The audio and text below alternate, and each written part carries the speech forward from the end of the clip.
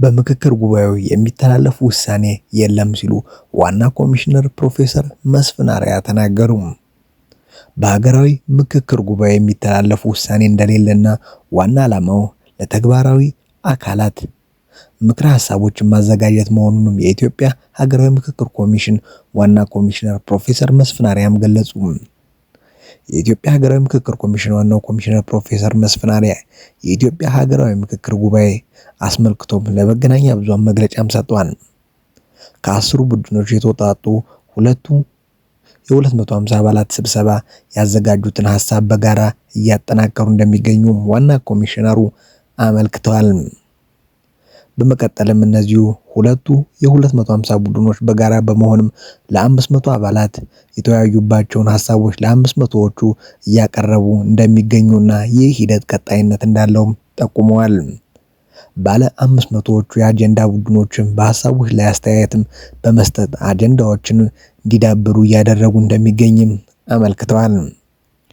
በአሁኑ ሰዓት የ500 ምክክር መጀመሩንም ሁሉንም የ500 ተመካካሪ ቡድኖችን በሁለት ቀናት ሙሉ ለሙሉ ወደ ምክክር እንደሚገቡም ጠቁመዋል። ከተለያዩ ማህበረሰብ ክፍሎች የተውጣጡ ተመካካሪዎች የተለያዩ ሀሳቦችና ጥያቄዎችን በማንሳት እየመከሩ እንደሚገኙና አጠቃላይ ሂደቱ ጥሩ የሚባል እንደሆነ አነስተዋል። በሀገራዊ ምክክር ጉባኤ ላይ የሚወሰነው ውሳኔ የለም ያሉትም ዋና ኮሚሽኑ የሂደቱ ዋና ዓላማ ምክረ ሀሳቦችን ማቅረብ ነው ብለዋል። በጉባኤው የሚቀርቡ ምክረ ሀሳቦች መንግስትና የፖለቲካ ፓርቲዎች ጨምሮ በተግባር አካላት እንደሚፈጸም አስገንዝበዋል። በምክክር ላይ እንደዚህ አይነት ውሳኔዎች ሊተላለፉ ነው የሚሉ ሀሳቦች ባሉባልታ የዘለለ ትርጉም እንደሌላቸውም ተናግረዋል። የምክክር ጉባኤው አሁን በሚገኝበት ደረጃ ላይ የተለያዩ የማይስማሙ ሀሳቦችን ማንሳታቸውን አግባብና ተፈጥሯዊ ሂደት መሆኑንም ጠቅሰው ይህ በቀጣይ ሀሳቡንም ወደ መሃል ለማምጣት ሂደት ወሳኝ መሰረት እንደሚጥል ነው ያነሱት። የመሰብሰቡ ምዕራፍ ላይ ሲደርስም የግል ሀሳቦች እየተጣሉ ኢትዮጵያን ያማከሉ የጋራ ሀሳቦች እንደሚመጡም አነስተዋል። በስምምነቱ አጀንዳዎች ላይ የሚደረጉ ውይይቶች በቀጣይ የተሻለ ምክረ ሀሳቦችን እንደሚገኝባቸው ዋና ኮሚሽነሩ ያላቸውን እምነትም ገልጸዋል። ወደ ቀጣይ መረጃ ስናልፍም እስራኤል የትራምፕን ባለ 15 ነጥብ የጋዛ ሰላም እቅድ ውድቅ ማድረጓንም ኔታንያሁን ተናገሩ። የእስራኤል ጠቅላይ ሚኒስትር ቤንያሚን ኔታንያሁ የአሜሪካ ፕሬዝዳንት ዶናልድ ትራምፕ ያቀረቡትን ባለ 15 ነጥብ የጋዛ ሰላም እቅድ ውድቅ ማድረጋቸውን ገለጹ። ኔታንያሁ የሰላም እቅዱን ውድቅ ለማድረግ የሰጡት ምክንያትም በቅድሚያ ሐማስ ትጥቅ መፍታት አለበት የሚል ነው። የትራምፕ የሰላም ቦርድን ባለፈው ወር ሐማስና ሌሎች በጋዛ የሚገኙ ታጣቂ ቡድኖች ሙሉ በሙሉ ትጥቅ እንዲፈቱ ከስምምነት ላይ መድረሱንም ተናግሮ ነበር። ነገር ግን ሐማስ ከባድ መሳሪያዎችን የሚያስረክበው እስራኤል ማንኛውንም ጥቃት ስታቆም እና ወታደሮቿን ከጋዛ ስታስወጣ መሆኑንም ተናግረዋል። እስራኤል በጥቅምት ወር የመጀመሪያ የተኩስ አቁም ከተደረሰ በኋላ በጋዛ ጥቃት መፈጸሟንም ቀጥላለች። ኔታንያሁን እሁድ ዕለትም ለተሰበሰበው ካቢኔያቸውም እስራኤል ባለ 15 ነጥብ ሰነዱን ውድቅ አድርጋለች ብለውም ተናግረዋል። የእስራኤል ጦር ሐማስ በትክክል ትጥቅ እስኪፈታ ድረስም ከጋዛ አይወጣም፣ እንዲሁም በዜጎችና በወታደሮቻቸው ላይ የሚያቃጣን ማንኛውም ስጋት ይቀለብሳል ሲሉም ተናግረዋል። እሁድ ዕለት የሐማስ ባለስልጣን ለቢቢሲ በሰጡት ምላሽ ቡድኑ ለስምምነት ያለውን ቁርጠኝነት እንደገና ያረጋግጣል፣ እንዲሁም የ15 ነጥብ እቅዱን ተግባራዊ ለማድረግ ብቁ ነገርና በኃላፊነት ስሜት ለመሳተፍ ዝግጁ ነው ብለዋል። በተጨማሪም አደራዳሪዎች ስምምነቱን ሁሉም አካላት ተግባራዊ ማድረጋቸውንም እንዲያረጋግጡም ጥሪ አቅርበዋል። እስራኤል እቅዱን ውድቅ ማድረጓ መስከረም ወር ላይ ትራምፕ ያቀረቡት የጋዛ እቅድ ችግር እንደገጠመው ማሳያ ተደርጎም ተቆጥሯል። እቅዱ የሰላም ቦርዱም መመስረትን፣ የሐማስ ትጥቅ መፍታትን፣ የእስራኤል ወታደሮች ከጋዛ መውጣትንና የጋዛን መልሶ ግንባታ የያዘ ነው። ኔታንያሁን አቋም ብዙዎችን ያስገረም አልነበረም፣ ግን ይህንንም አቋማቸውንም ለማሳወቅ ትንሽ ጊዜ ወስደዋል። የእስራኤል ጠቅላይ ሚኒስትር በትራምፕ እቅድ ደስተኛ ለመሆናቸውንም በግልጽ የሚታወቅ ነው። ነገር ግን በተመሳሳይ ጊዜ የቅርብ አጋራቸው ማስቆጣት አለመፈለገችውን አቋማቸው ለማዘግየታቸው እንደ ምክንያት ከተጠቀሱት ነገሮች መካከል አንዱ ነው።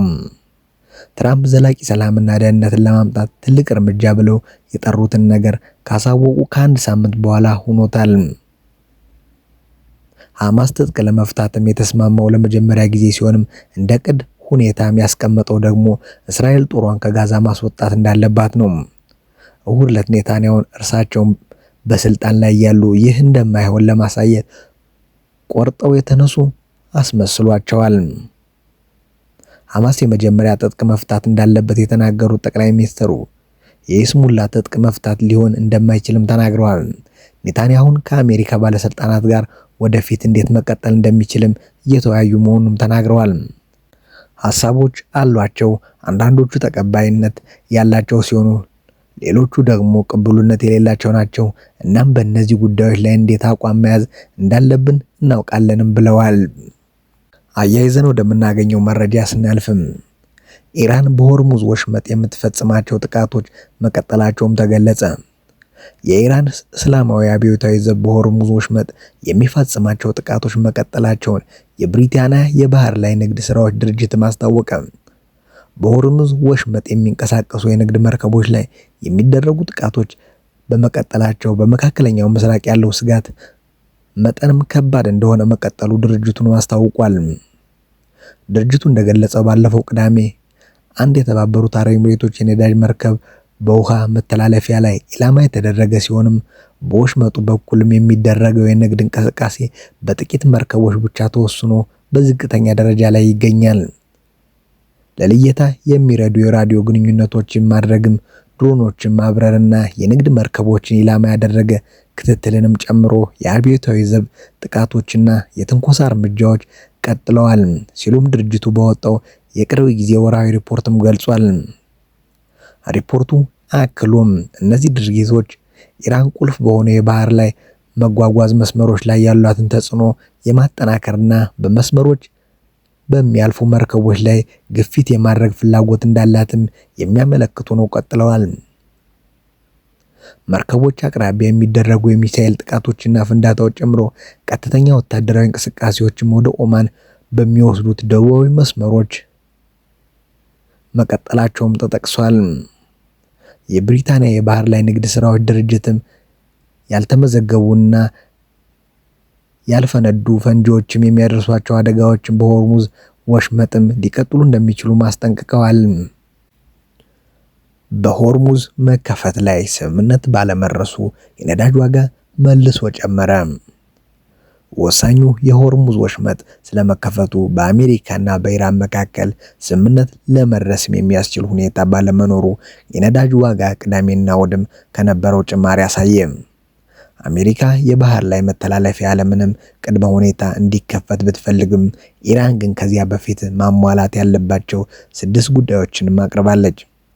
ሮይተርስ እንደዘገበው ሰኞ ማለዳ በኤሽያ ገበያ ላይም የብሬንት ድፍድፍ ነዳጅ ዋጋ በበርሜል ወደ $1 የሚጠጋ ጭማሪ አሳይቶ $84.46 ሲሆንም የአሜሪካ ዌስት ቴክሳስ ድፍድፍ ነዳጅን በበርሜል 61 ሳንቲም ጨምሮ 78.79 ሆኗል። ኢራንና ኦማን የሆርሙዝ ወሽመጥን መልሶ ለመክፈት ከስምምነት ይደርሳሉ በሚል ተስፋ ባለው ሳምንትም የነዳጅ ዋጋ ከ7% በላይ ቅናሽ አሳይቶ ነበር። አሜሪካ በኢራን ላይ የምትፈጽመውን ጥቃት ተከትሎ ኢራን በሆርሙዝ ወሽመጥ ላይ ቁጥጥር በማድረግም ጥቃቶችን በመፈጸሟ የመርከቦች እንቅስቃሴ ተገትቶ ቆይቷል። በዚህም የነዳጅ ዋጋ ላይ ተጽዕኖ ፈጥሯል። ኢራን አሜሪካን መምታት የሚችል ሚሳኤሎችን እያዘጋጀች መሆኗንም ገለጸች። አንድ ከፍተኛ የኢራን ሃይማኖታዊ መሪ አገራቸው የሚሳኤሎቿን የመምታት አቅም እስከ 15000 ኪሎ ሜትር ለማሳደግ በከፍተኛ ሁኔታ እየሰራች መሆኗን፣ ይህ አሜሪካን ቀጥታ ለመምታትም ያስችላታል ሲሉም በይፋ ተናግረዋል። የአህቫዝ ከተማ የጁማ ሶላት መሪ በሰጡት ይፋዊ መግለጫም አሜሪካውያን በሚሳኤል መምታት እና በደም እንዲሁም በውድመት ውስጥም መውደቅን ምን እንደሚመስል እንዲረዱትና እንዲቀምሱት በሚልም ኢራን ይህንን ረጅም ርቀት ተኳሽ ሚሳኤል እያዘጋጀች መሆኑንም አስታውቋል። ይህ መረጃ በኢራን ኢንተርናሽናል የተዘገበ ሲሆንም የኢራን ባለስልጣናት ቀደም ሲልም የነበራቸውን የ2000 ኪሎ ሜትር የሚሳኤል ርቀት ገደብም ለማንሳትና አህጉር አቋራጭ ባላስቲክ ሚሳኤሎችን ለማልማት እያደረጉት ያለውን ዝግጅት የሚያሳይ ነው ተብሏል። ሆኖም ግን የወታደራዊ ደህንነት ባለሙያዎች እንደሚያስረዱት ይህ የኢራን ባለስልጣናት የተናገሩት ቃልም የፖለቲካ ማስፈራሪያ እንጂ አገሪቱ በአሁኑ ወቅትም አሜሪካ መሬት ድረስ መምታት የሚችል 15000 ኪሎ ሜትር የሚጓዝ ሚሳኤል የላትም። የኢራን ጦር መሳሪያዎች በአሁኑ ወቅትም የሚያደርሱት ከ2000 እስከ 3000 ኪሎ ሜትር ብቻ በመሆኑ አቋሟ በመካከለኛው ምስራቅ እና በከፊል አውሮፓ ክልሎች ላይ ብቻ የተገደበ ነው። ምንም እንኳን ኢራንም ለሳተላይት ማስወንጨፊያ የምትጠቀምበት ቴክኖሎጂ ለወደፊት አህጉር አቋራጭ ሚሳኤሎችን ለመስራት ሊረዳት ቢችልም በአሁኑ ወቅት ግን አሜሪካን የመምታት ዝግጅቱም ሆነ ቴክኖሎጂው ብቃቱም የላትም ነው የተባለው።